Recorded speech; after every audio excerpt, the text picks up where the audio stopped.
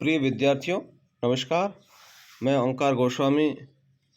आज हम इस वीडियो में राजस्थान बोर्ड के कक्षा 11 के हिंदी अनिवार्य विषय के अंतर्गत स्ववृत्त या बायोडेटा लेखन के संबंध में बात करने वाले हैं। आप यदि चैनल पर नए हैं तो चैनल को सब्सक्राइब ज़रूर करें। विद्यार्थी के मन में अपने भविष्य को लेकर तरह तरह की कल्पनाएं होती हैं। कुछ अपना स्वतंत्र उद्यम या व्यवसाय खड़ा करने का स्वप्न देखते हैं तो कुछ अपनी मनचाही नौकरी पाने का ख्वाब बुनते हैं।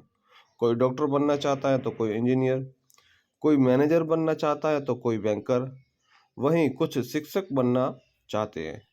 विद्यार्थी जीवन होता ही है कल्पनाओं का संसार रचने और उसे हकीकत में बदलने का प्रयास।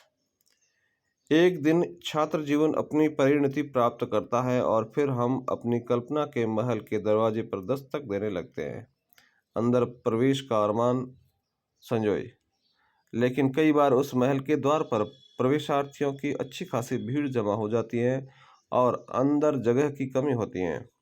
कुछ को प्रवेश मिल जाता है और अधिकांश बाहर ही रह जाते हैं, द्वार के दोबारा खुलने की प्रतीक्षा करते हैं। इसी तरह के जो आजकल के विद्यार्थी हैं वो प्रतीक्षारत प्रवेशार्थी रहते हैं। तो जब भी हम किसी नौकरी के लिए अपने आवेदन के साथ में अपना बायोडाटा या रिज्यूम या फिर कहें स्ववृत्त नियुक्तिकर्ता के सम्मुख प्रस्तुत करते हैं तो नियुक्तिकर्ता के पास सीमित पद होने के बावजूद बहुत सारे आवेदन आ जाते हैं और उन आवेदनों में से वह सबसे पहले स्ववृत्त को देख करके निर्णय लेता है कि कितने उम्मीदवारों को यहाँ पर बुलाया जाए।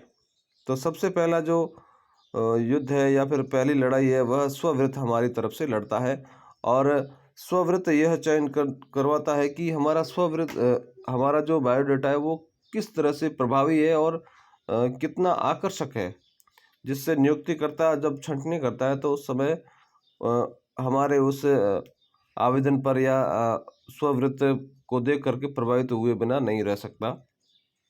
तो इसलिए हमें अपने करियर को चुनते समय स्ववृत्त या बायोडाटा को बहुत अच्छी तरह से लिखना चाहिए। उसमें कोई कमी इत्यादि नहीं रखनी चाहिए और इतना आकर्षक होना चाहिए कि नियुक्तिकर्ता देखते ही उसे पढ़ते ही हमें उस पद के लिए इंटरव्यू या फिर कहें कि हमसे बातचीत करने के लिए हमें न्योता दे। तो आइए हम जानते हैं स्ववृत्त के बारे में। एक अच्छा स्ववृत्त कैसा होता है उसके बारे में बताया गया है पुस्तक में। एक अच्छा स्ववृत्त किसी चुंबक की तरह होता है जो नियुक्तिकर्ता को आकर्षित कर लेता है। यानी कि स्ववृत्त चुंबक का काम करता है। नियुक्तिकर्ता उसे जैसे ही पढ़ता है तो वह हमें बुलाने के लिए, इंटरव्यू लेने के लिए विवश हो जाना चाहिए। स्ववृत्त के दो पक्ष होते हैं और पहला और दूसरा। पहला पक्ष है वह व्यक्ति जिसको केंद्र में रखकर सूचनाएं संकलित की गई होती है और दूसरा वह व्यक्ति या संस्था जिसके लिए सूचनाएं जुटाई जाती है। यानी कि एक तो जिसको रोजगार चाहिए वह, और एक दूसरा जिसको किसी व्यक्ति की नौकरी के लिए आवश्यकता है। तो जिसको और जिसके लिए, इन दो बातों पर हमें ध्यान रखना है। स्ववृत्त में ईमानदारी होनी चाहिए। यानी कि जो हम स्ववृत्त अपना लिख रहे हैं वो बड़ी ईमानदारी से लिखा हुआ होना चाहिए। किसी भी प्रकार के झूठे दावे या अतिशयोक्ति से बचना चाहिए।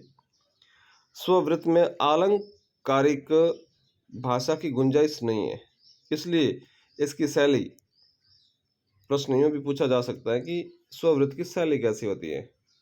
तो इसकी जो शैली है वह सरल, सीधी, सटीक और साफ होनी चाहिए। स्ववृत्त न तो जरूरत से अधिक लंबा हो और न ही ज्यादा छोटा। स्ववृत्त साफ सुथरे ढंग से टंकित या कंप्यूटर मुद्रित होना चाहिए। यानी कि साफ सुथरा भी हो और मुद्रित किया हुआ होना चाहिए।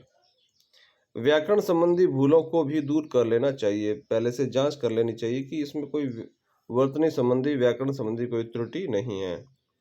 स्ववृत्त सूचनाओं का एक अनुशासित प्रवाह है, यानी कि क्रम क्रमानुसार अपनी सूचनाओं को हमें देना है। सबसे पहले अपना परिचय देना है, उसके बाद में अपनी शैक्षणिक योग्यताएँ हैं और इस तरह से अपने अनुभव, अपनी उपलब्धियाँ और कार्यतर गतिविधियाँ, संबंधित व्यक्तियों के नाम इत्यादि, ये जो क्रम निर्धारित है, अब ये स्ववृत्त उन क्रमों का, उन सूचनाओं का अनुशासित प्रवाह है। स्ववृत्त में कार्यतर गतिविधियों के माध्यम से उम्मीदवार के व्यक्तित्व के बारे में जानकारी मिलती है। इसमें जो एक बिंदु होता है कार्यतर गतिविधियां, जिसमें उम्मीदवार यह बताता है कि वह जिस पद के लिए आवेदन कर रहा है उस पद की योग्यताएं तो वह रखता है, साथ ही उसके पास में और अतिरिक्त योग्यताएं भी है। तो उन योग्यताओं से निर्धारण होता है कि उसमें और क्या कैपेसिटी या और क्या उसमें क्षमताएं मौजूद है। जैसे यदि वह किसी फुटबॉल टीम का वह नेतृत्व कर रहा होता है, कप्तान रह चुका होता है, तो उससे निर्णय लिया जा सकता है कि बिल्कुल इसमें सभी को साथ में लेकर के चलने की योग्यता है, नेतृत्व क्षमता इसके अंदर है। तो इस तरह जो उसके अंदर उस पद के अतिरिक्त और कौन कौन सी योग्यताएं हैं, तो उन्हें हमें कार्यतर गतिविधियों में लिख देना चाहिए, जिससे हमारे व्यक्तित्व के बारे में उस नियुक्तिकर्ता को जानकारी मिल सके। स्ववृत्त में 2-3 वैसे लोगों के नाम पते भी दिए जाएं जो उम्मीदवार के रिश्तेदार न हो, मगर उसकी योग्यताओं एवं क्षमताओं से परिचित हो। तो स्ववृत्त के अंत में 2-3 ऐसे व्यक्तियों के हमें नाम देने चाहिए जो हमें अच्छी तरह जानते हैं, हमारी योग्यताओं को, हमारी क्षमताओं को जानते हैं, और उनके नाम और मोबाइल नंबर इत्यादि देने से नियुक्तिकर्ता है तुरंत उनसे संपर्क करने का प्रयास करता है, और वे पहले से ही हमें अच्छी तरह से जानते हैं, इसलिए वो हमारे बारे में सकारात्मक बातें और हमारी क्षमताओं के बारे में अच्छी तरह से उसे अवगत करा सकते हैं। तो नियुक्तिकर्ता उनसे बात करके और आश्वस्त या विश्वस्त होना चाहता है कि वाकई में ये जो उम्मीदवार है वो हमारे इस संस्था के लिए बड़ा हितकारी, लाभदायक साबित होगा। अब हम स्ववृत्त के प्रारूप के बारे में बात करेंगे। स्ववृत्त के प्रारूप में सबसे पहले अपना नाम लिख देना है, और नाम के पश्चात पिताजी का नाम और पिता का नाम और माता का नाम लिखना है। और यह इसलिए आवश्यक है क्योंकि कई बार कुछ पदों के लिए बहुत सारे उम्मीदवारों की भीड़ आ जाती है, और उन भीड़ में एक जैसे नाम होने की एक जैसे नाम अधिक होने की संभावना रहती है। तो पिता माता के नाम से उन्हें उनकी छँटनी की जा सकती है या उनकी पहचान की जा सकती है। जन्म तिथि लिखी जानी चाहिए, और जन्म तिथि में हमेशा मेरा मानना है कि हिंदी में जो महीना है उसका नाम लिख देना चाहिए। वर्तमान पता स्पष्ट रूप से लिखना है, और स्थायी पता, आप वर्तमान में कहाँ रह रहे हैं और स्थायी रूप से कहाँ के रहने वाले, उसके बारे में भी आपको लिखना है। साथ में अपना मोबाइल नंबर और ईमेल नंबर भी लिखना है। यदि आपका लैंडलाइन है तो भी आप उसे लिख सकते हैं। इसके अतिरिक्त और यदि आप अपने इस परिचय के पहले वाले इस पोर्शन में कुछ और जोड़ना चाहते हैं तो 1-2 बिंदु और जोड़ सकते हैं। उसके पश्चात शैक्षणिक योग्यताओं की बारी आती है, और शैक्षणिक योग्यताओं में क्रमानुसार अपनी योग्यताओं को बताना है। जैसे सबसे पहले हमने कक्षा 10वीं की परीक्षाओं के बारे में बताया, उसके बाद में 12वीं, फिर बीए के बारे में, फिर एमए के बारे में, ऐसे क्रमानुसार हमें बताना है। क्रम संख्या के बाद में हमें कौन सी परीक्षा हमने पास की है उसकी जानकारी लिखनी है हमें, और उसकी जानकारी लिखने के पश्चात में हमें कौन से वर्ष में वह परीक्षा दी है, किस बोर्ड या किस विश्वविद्यालय से हमने परीक्षा दी है, और उसमें हमारे विषय क्या रहे हैं, हमें कौन सी श्रेणी प्राप्त हुई, हमारे प्रतिशत कौन से रहे। तो ये जानकारी जो मुख्य रूप से दी जा सकती है, और इसके अतिरिक्त यदि आपको लगता है कि कोई और कॉलम यहाँ पर होना अपेक्षित है तो आप उसे भी बना सकते हैं।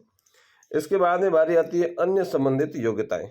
अन्य संबंधित योग्यताएं, इसमें भी 2-3 बिंदु आप लिख सकते हैं कि आपको इन शैक्षणिक योग्यताओं के अतिरिक्त और क्या क्या आप में योग्यताएं हैं, और तो उनके बारे में आप लिख सकते हैं। तो जैसे किसी पद में किसी अनुभव की आवश्यकता होती है तो आप यहाँ लिख सकते हैं कि मुझे इस अमुक पद के पर 3 वर्ष का कार्य करने का अमुक संस्था में में मुझे अनुभव प्राप्त है। तो इस तरह की जानकारी आप यहाँ पर लिख सकते हैं। साथ ही आप अगला जो बिंदु है उपलब्धियाँ, इन उपलब्धियों के अंतर्गत आप लिख सकते हैं कि आपने अपने जीवन में कौन-कौन सी उपलब्धियाँ हासिल की है, और जो उपलब्धियाँ आप यहाँ पर लिख रहे हैं बिंदु संख्या 1 और 2 के माध्यम से, 2-3 जितने भी उपलब्धियाँ होती हैं, तो वह उन उपलब्धियों को देख कर के नियुक्तिकर्ता यह निर्णय लेता है कि वाक़ई में यह जो उम्मीदवार है वह इस पद के लिए योग्य है।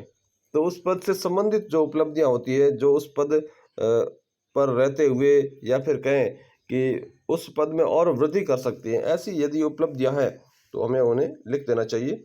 इसके बाद में बारी आती है कार्यतर गतिविधियाँ और अभिरुचियों की। आपकी किसमें रुचि है और आप अपनी रुचि के अनुसार किन-किन गतिविधियों में आप हिस्सा ले चुके हैं, तो उन्हें यहाँ पर बिंदुवार लिखना है। और रुचि के साथ रुचि ऐसी होनी चाहिए जो जिस पद के लिए आप आवेदन कर रहे हैं उस पद में के विरुद्ध नहीं हो, और उस पद को और सुशोभित करने में वह सहयोगी के रूप में काम करती हो। और गतिविधियां यदि आपने उस जिस पद के लिए आवेदन कर रहे हैं उससे संबंधित पहले की पूर्व की कोई कुछ गतिविधियां जिसमें आपने हिस्सा लिया है, और उससे यह साबित होता है कि इस पद में यह गतिविधियां हैं, और शामिल गतिविधियों से युक्त व्यक्ति यदि शामिल होता है तो पद को और सुशोभित कर सकता है। इसके बाद में सबसे अंत में वैसे सम्मानित व्यक्तियों का विवरण जो उम्मीदवार के व्यक्तित्व और उपलब्धियों से परिचित हो। तो यहाँ पर बिंदुवार 1, 2, 3 जितने भी आप ज़्यादा नहीं लिखने हैं, 1, 2 या 3 उम्मीदवारों के नाम व्यक्तियों के नाम लिखने हैं। सम्मानित व्यक्ति होने चाहिए, प्रतिष्ठित व्यक्ति होने चाहिए, और जो हमारे बारे में अच्छी तरह से जानते हैं। जैसे यदि कोई शिक्षा के क्षेत्र में किसी शिक्षक के पद पर आवेदन कर रहा है, तो फिर उसे किसी प्रधानाचार्य के या जिला शिक्षा अधिकारी के जो उसे अच्छी तरह से जानता है उनका नाम और नंबर दे देना यहाँ पर उचित रहता है, जिससे क्या नियुक्तिकर्ता को यह आभास हो जाता है कि अमुक व्यक्ति ऐसे प्रतिष्ठित व्यक्तियों से संबंधित है या उनसे संपर्क में है, और नियुक्तिकर्ता उनसे बात करके यह अपने आप को सुनिश्चित करना चाहेगा कि ये जो उम्मीदवार है वह उस पद के लिए कितना योग्य है। तो इस तरह से हम अपना एक स्ववृत्त तैयार कर सकते हैं, और एक अच्छा स्ववृत्त जैसा कि हमने प्रारंभ में पढ़ा चुंबक का काम करता है, यानी कि नियुक्तिकर्ता को आकर्षित करता है। तो हमें एक ऐसा अपना स्ववृत्त या बायोडाटा तैयार कर लेना चाहिए। तो आज हमने स्ववृत्त के संबंध में काफ़ी बातों के बारे में चर्चा की और इसके प्रारूप के बारे में हमने जाना। फिर आगे अगले वीडियो में मिलते हैं। प्रारूप के साथ आवेदन किस प्रकार करते हैं, आवेदन पत्र कैसे लिखते हैं, उस पर बात करेंगे। तब तक के लिए धन्यवाद। जय हिंद।